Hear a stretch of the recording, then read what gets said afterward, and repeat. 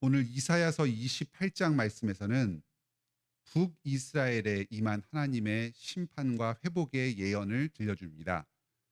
에브라임은 요셉의 두 아들 므낫세와 에브라임 중에서 둘째 아들인데 하나님께 장자로 인정받았습니다. 그 이후에 북쪽 이스라엘의 10지파 중에서 가장 큰 지파로서 장자 지파 역할을 했습니다. 그래서 여기서 에브라임이다 하면은 보통 북쪽 이스라엘 왕국을 가리키는 말로 쓰입니다. 그 수도는 사마리아였습니다. 에브라임은 이스라엘 백성 중에서 가장 넓은 면적을 차지하고 가장 인구가 많은 광대한 민족으로 살아가면서 하나님의 큰 축복을 받았습니다. 그런데 이들은 스스로 교만하여서 자기의 힘을 믿고 하나님을 멀리하였습니다. 오늘 28장 말씀에서는 주로 에브라임의 지도자들에게 말씀을 하십니다. 면류관을 쓴 자들, 높임을 받고 영광 받으면서 그 나라를 다스리는 여러 직분자들을 말합니다. 제사장, 선지자, 왕 이런 하나님의 종들로서 백성들을 다스리는 자들입니다. 여기 14절에도 이러므로 예루살렘에서 백성을 다스리는 너희 오만한 자여 여호와의 말씀을 들을지어다 합니다. 이 에브라임뿐만 아니라 예루살렘, 남쪽 유다 지파에서 백성들을 다스리는 자들도 동일한 잘못을 범하고 있습니다. 그 지혜의 근원 대신 하나님 여호와를 경외하지 않고 스스로의 힘을 의지하면서 자기의 생각과 자기의 뜻으로 백성들을 다스립니다. 이들은 술 취한 자들처럼 살아갑니다. 포도주로 말미암아 옆걸음치며 독주로 말미암아 비틀거립니다. 실제 술을 가까이 하고 하나님께서 주신 자기의 여러 은사들과 지위를 자기의 쾌락과 만족을 위해서 사용하기도 합니다.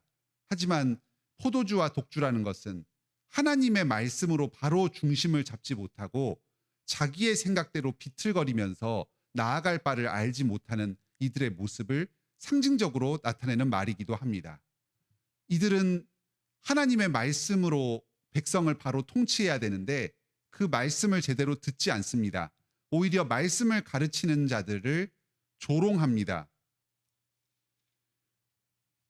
여기 10절에 대저 경계에 경계를 더하며 경계에 경계를 더하며 교훈에 교훈을 더하며 교훈에 교훈을 더하되 여기서도 조금 저기서도 조금 하는구나 하는도다 하는 이런 말이 이들이 하나님의 말씀과 그 말씀을 전하는 선지자들을 조롱하는 말이었습니다.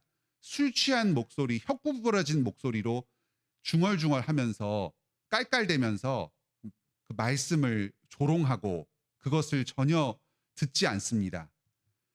하나님께서는 그들을 심판하고 벌하십니다. 온 세상을 심판하실 때에 북쪽 이스라엘과 남쪽 유다의 여러 지도자들을 특히 심판하실 것입니다.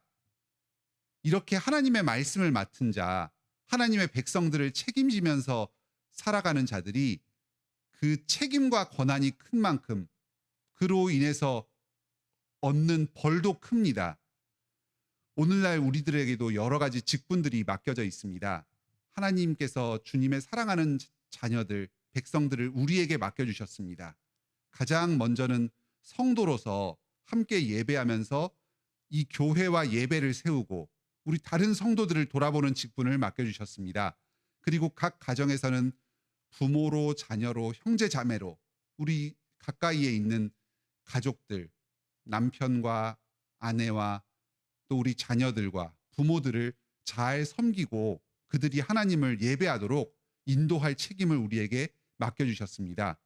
그런데 우리는 어떨 때에는 하나님의 말씀을 듣기보다는 우리의 생각으로 갈팡질팡하면서도 교만하여져서 자기의 뜻을 앞세우기도 하고 하나님께서 우리에게 맡겨주신 여러 은사들을 자기의 쾌락을 추구하는데 사용하기도 합니다. 하나님께서 화 있을진저 하시면서 장차 그런 자들을 크게 심판하실 것입니다. 그들이 하나님을 조롱했던 그 말을 동일하게 쓰시면서 13절에 여호와께서 그들에게 말씀하시되 하면서 그들이 하나님을 조롱했던 그 말을 그대로 그들에게 돌려주면서 그들에게 수치를 가져다 주실 것입니다. 스스로의 깨가 자기를 얽맬 것입니다. 이들은 15절에 사망과 언약하였고 스올과 맹약하였습니다. 사망과 스올, 죽음과 지옥과 실제로 언약을 맺지는 않았을 것입니다. 이 땅에서 가치 있고 의미 있다고 생각하는 것들, 그것들을 맹세를 하면서 의지했습니다. 세상의 지혜들, 권력들, 강대국들, 금전적인 이익, 이런 것들을 붙잡고 그것들이 영원히 자기의 삶을 책임져 줄 것이라고 생각했습니다. 하지만 그것들은 사망과 스올과 같은 부질없는 것들이고 결국 그들을 죽음으로 몰아넣을 것입니다. 이들은 의지할 것을 크게 착각했습니다. 하나님께서 해결책을 주십니다. 16절입니다. 보라, 내가 한 돌을 시온에 두어 기초를 삼았노니 곧 시험한 돌이요 귀하고 견고한 기초돌이라. 시온, 예루살렘 성전이 있던 그곳에 하나님께서 영원한 기초돌을 두셨습니다. 그것은 하나님의 임재이고 하나님께 예배하는 처소입니다. 무엇보다도 그것은 오늘날에는 예수 그리스도로 오셨습니다. 이때에는 약속하신 메시아, 하나님의 말씀, 하나님의 임재를 보여주었지만 이 예언이 있은 뒤로부터 700년 뒤 예수 그리스도께서 예루살렘으로 직접 오셔서 성전을 다 폐하시고 스스로가 참된 성전으로 바로 서셨습니다. 이들에게 참된 생명의 말씀을 새롭게 전해주셨습니다. 그렇습니다. 오늘날 우리가 하나님께서 맡겨주신 직분을 제대로 감당하면서 주님을 의지하며 살 수 있는 유일한 방법은 우리 구주 예수 그리스도를 의지하는 것입니다. 그리스도 외에 이 세상에 어떠한 지혜도 어떤 능력도 권세도 그것은 죽음이며 스올에 불과합니다. 겉으로는 화려하게 모든 것을 줄 것처럼 꾸미면서 이야기하지만 결국 그것을 믿고 의지하는 자는 죽음으로 가게 될 뿐입니다. 우리의 참된 피난처, 우리가 참되게 의지할 바는 오직 우리 구주 예수 그리스도뿐입니다. 그분께서는 이 땅을 심판하는 심판주로 오십니다. 자기를 믿지 않는 자들을 징계하실 것입니다. 하지만 그 징계는 영원하지 않습니다. 여기 22절에 보시면 너희는 오만한 자가 되지 말라 너희 결박이 단단해질까 하노라 합니다.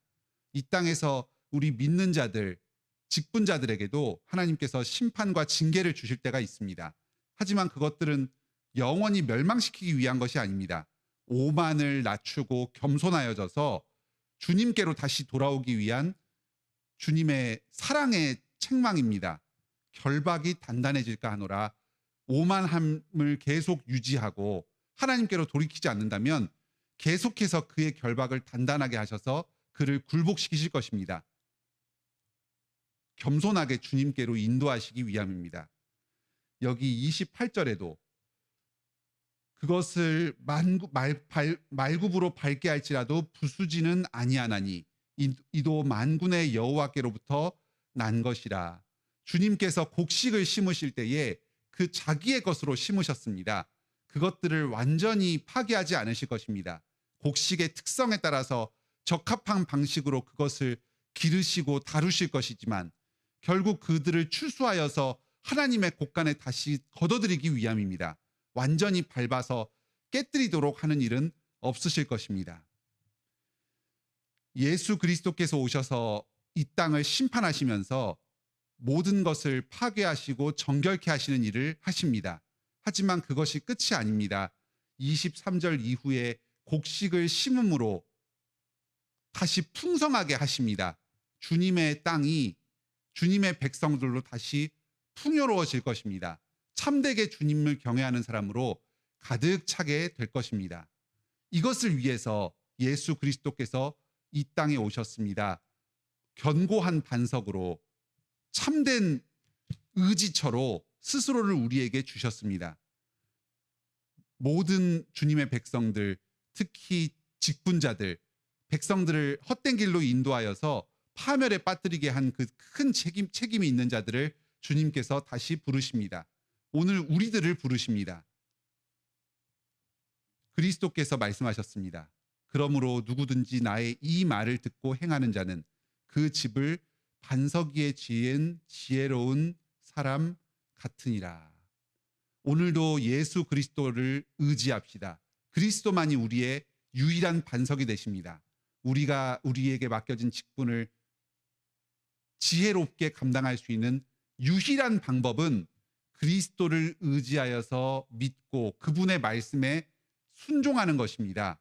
이 세상의 어떤 것들을 의지하여서 죽음과 수월로 빠지는 오류를 범하지 맙시다. 오늘도 그리스도를 의지하여서 참된 생명을 얻고 여러분에게 맡겨주신 여러 직분들을 충성스럽게 감당함으로 하나님의 백성들을 하나님께로 인도하는 일을 잘 감당하시기 바랍니다. 함께 기도하시겠습니다.